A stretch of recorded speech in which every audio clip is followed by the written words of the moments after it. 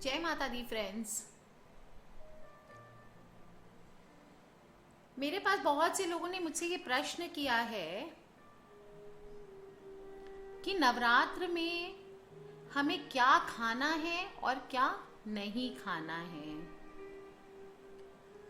देखिए, भारत में व्रत की परंपरा सदियों से चली आ रही है। कई तरह के व्रत होते हैं।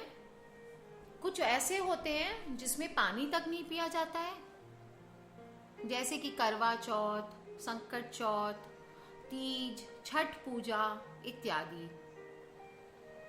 और कुछ ऐसे व्रत होते हैं जिनमें सिर्फ फलाहार खाया जाता है, जैसे कि जन्माष्टमी, नवरात्रि, शिवरात्रि आदि। नवरात्रि के दिनों में बहुत से लोग 8 दिनों के लिए व्रत रखते हैं, तो कोई लोग 9 दिनों के लिए रखते हैं। कोई लोग एक वक्त खाना खा के करते हैं, तो कोई लोग सिर्फ फलाहार करते हैं।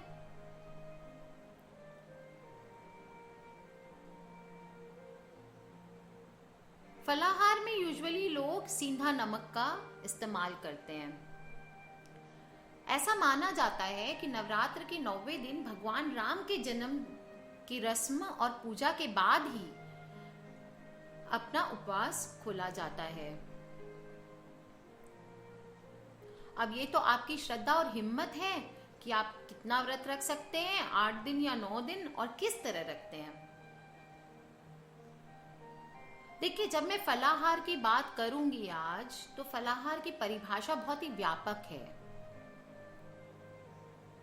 कुछ लोग केवल हरी मिर्च को फलाहार मानते हैं। अब मिर्च की बात करें हम, तो कुछ लोग कहते हैं कि सिर्फ हरी मिर्च फलिहारी होती है, लाल मिर्च और काली मिर्च नहीं खानी चाहिए।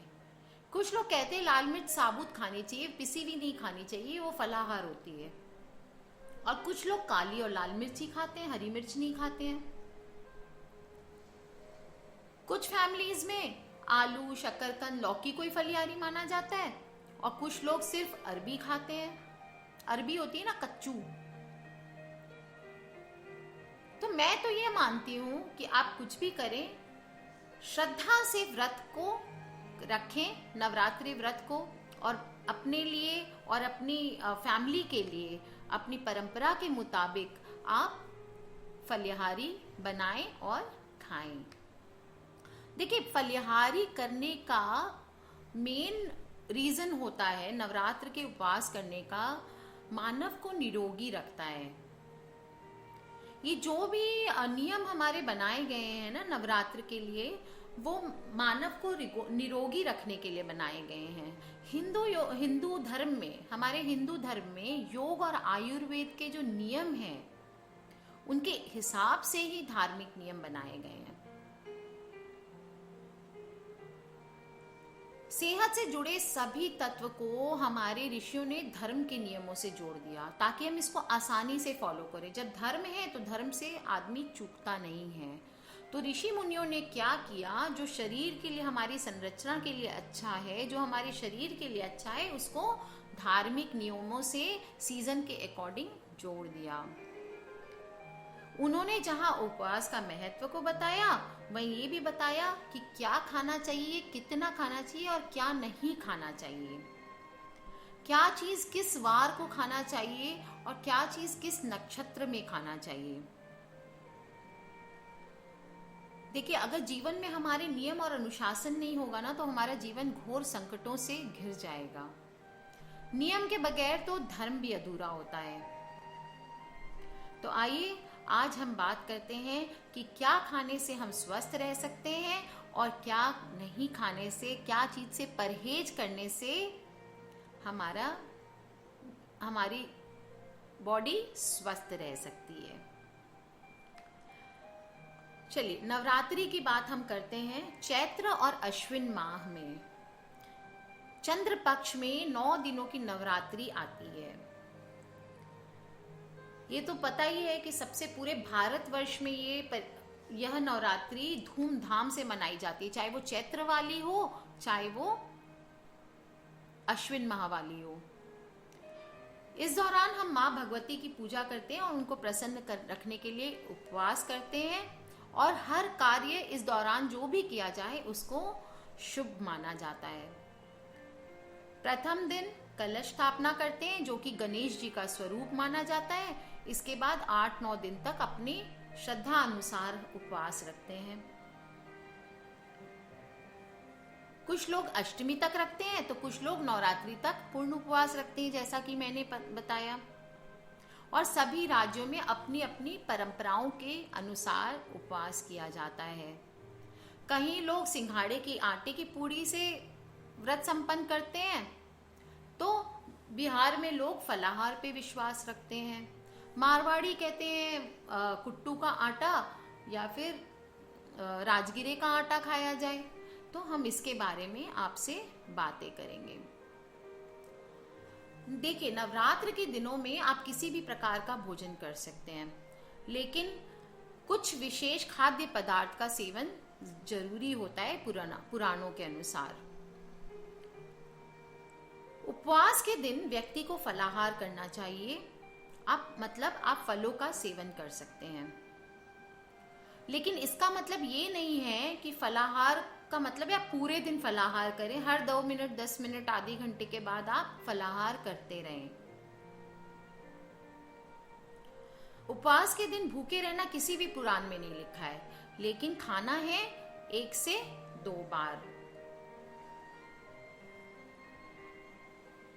आप दूध ले सकते हैं, दही ले सकते हैं, फ्रूट्स ले सकते हैं, जूस पी सकते हैं, फलों का जूस, सूखे मेवे खा सकते हैं। आप दिन में 1 से 2 बार, अगर आपको चाय की आदत है तो आप दिन में 1 से 2 बार चाय भी पी सकते हैं।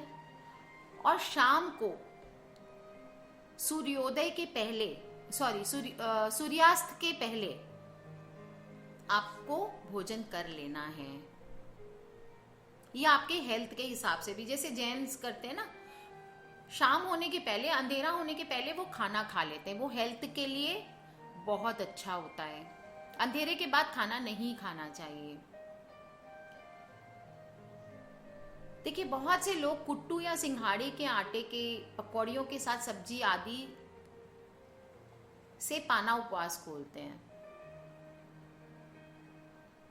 और सीधा नमक भोजन में डालना बहुत जरूरी होता है। सीधा नमक से उपवास करना चाहिए। आयोडाइज्ड नमक हमको नहीं यूज करना है।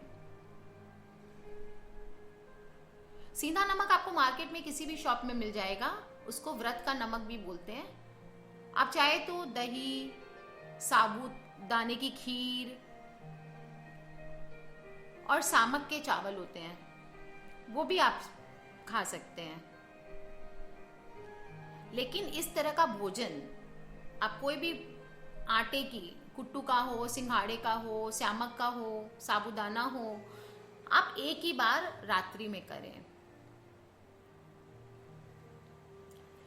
देखिए, कुछ लोग उपवास में नमक से परहेज करते हैं, इसलिए वो नवरात्रि व्रत में भी नमक का सेवन नहीं करते। यहाँ तक कि लोग फल, दूध, दही और पनीर आदि के सेवन से अपने व्रत को संपूर्ण करते हैं। कई लोग तो मानते हैं कि नवरात्रि में कुट्टू के आटे का भी प्रयोग नहीं करना है। वो पूरे 9 दिन फलाहार पे ही रहते हैं और केवल फलों का ही सेवन करते हैं। इस दौरान वो अन्न के सेवन से परहेज करते हैं। यानी सिंपल वर्ड्स में, आप जो डाइटिशियंस को देते हैं बहुत सारे पैसे ले जा करके, वो आप माता रानी की श्रद्धा में बिताते हैं, अपनी बॉडी को डिटॉक्स करते हैं आप।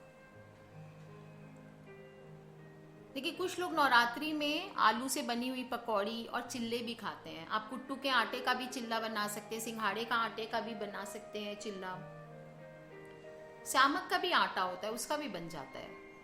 आप उसमें थोड़ा खीरा घस के डाल सकते हैं, काकड़ी या खीरा। आलू उसमें हल्की मैश करके, अदरक मिर्ची काट करके आप उसकी भी बना सकते हैं। जबकि कुछ लोग पूरे दिन में केवल एक बार भोजन, अगर आपसे फलाहार पे नहीं होता है तो आप नॉर्मल एक टाइम खाना भी खा सकते हैं। आपके घर पे जो भी है, ध्यान रखें, प्याज और लहसुन से परहेज रखें।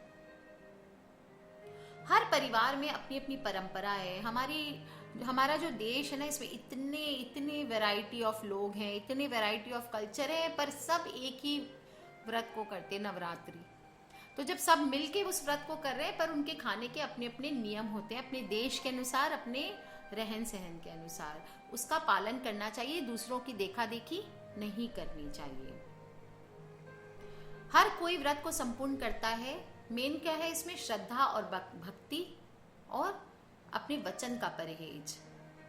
व्रत सिर्फ खाने से नहीं होता है, अपनी बातों का भी व्रत रखना पड़ता है। किसी को बुरा ना बोलें, किसी के लिए बुरी भावना मन में ना लाएं।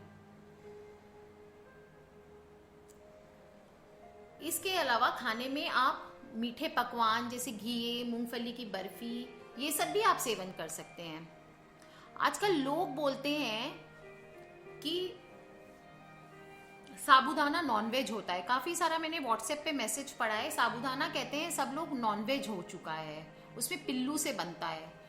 मैं नहीं जानती ये सच है कि झूठ है, पर अगर ऐसा है तो साबूदाना खाने से भी परहेज करें। चलिए अब मैं बताती हूँ आपको नवरात्रि में क्या नहीं खाना है। नवरात्र में माँ दुर्गा का त्योहार है और भगवान से जुड़े किसी भी कार्य में शुद्धता का विशेष ध्यान रखना उचित होता है। इसलिए नवरात्रि में खाने की कुछ चीजों से परहेज करना चाहिए। पहला, आपको लहसुन नहीं खाना है, आपको प्याज नहीं खाना है। अगर आप बाकी दिनों में नॉनवेज खाते हैं, अगर आप पंजाबी बंगाली हैं तो बट ऑब्वियस है नॉनवेज खाना ही है, तो इन 9 दिनों में आपको नॉनवेज नहीं खाना है।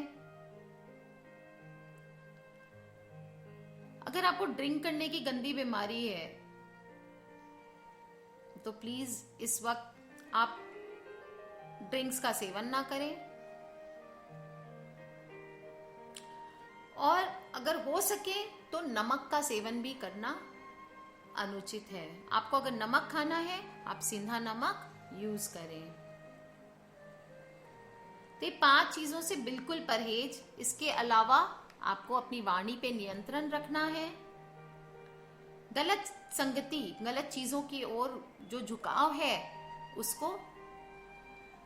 उससे अपने आप को मुंह मोड़ के रखना है। यही त्याग है, यही व्रत है। कुछ और नवरात्रि के दौरान माने जाने वाली बातें मैं आपके साथ शेयर करूंगी, जो लोग नहीं करते हैं, जो मानने योग्य बातें हैं। इनका साइंटिफिक रीजन मैं नहीं जानती हूँ, बट जो हमारे हिंदू समाज में, हमारे हिंदू कल्चर में माना जाता है, वो मैं आपसे शेयर करूंगी। कुछ लोग मानते हैं कि इस दौरान शेव नहीं करना चाहिए और हेयर कट भी नहीं करना चाहिए। आपको शेविंग नहीं करनी है, दाढ़ी नहीं बनानी है और बाल भी नहीं बनाने हैं अपने। लेकिन फिर भी नवरात्रि में बच्चों का हम मुंडन कराते हैं, उसको बड़ा शुभ माना जाता है। कई लोग पूरे 9 दिन तक नाखून भी नहीं काटते हैं।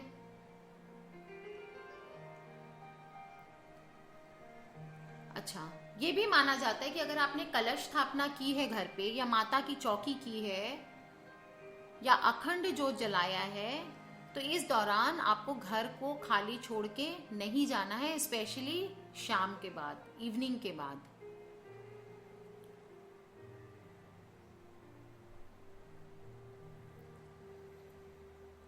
और विष्णु पुराण के अनुसार नवरात्रि व्रत के दौरान दिन में सोना सख्त मना है। दिन में आपको नहीं सोना है।